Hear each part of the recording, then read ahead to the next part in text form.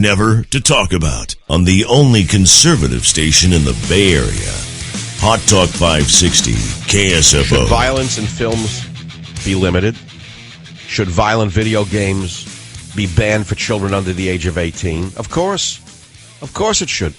I'm going to tell you again from a more sane time in America, when Hollywood was curtailed by J. Edgar Hoover and was afraid of him.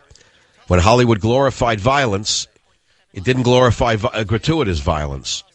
When a gangster was shown in a movie, when I was growing up, my father said to me, you'll notice that every time a gangster does something bad in a movie, at the end he's dead. He always loses. The cops kill him. He dies in the gutter. Or he's in jail. He gets the death penalty. His last scene is in a chair. I said, why is that, Dad?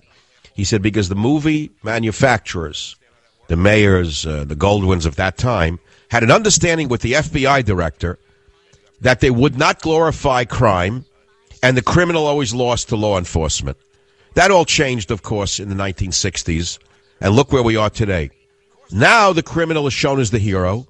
Now the criminal is shown leaving in a convertible at the end with a trunk full of money, with a beautiful woman, and Tarantino and Weinstein laugh all the way to Switzerland. You understand how that works? That's why they were curtailed. J. Edgar Hoover knew that this would happen. Then you have copycat crimes, copycat citizens. They say, well, look how good the criminal's doing.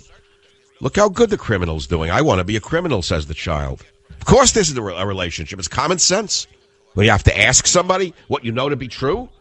I need someone to tell me. I need an expert now on news, some Dr. Schmendrick to come along. Dr. Schmendrick, is there a relationship between violence in movies and behavior? Well, I'm not sure. At NYU, we studied it. We put probes into a rat's behind, and what we found out is you can't always tell if you put a rat with a probe in it in.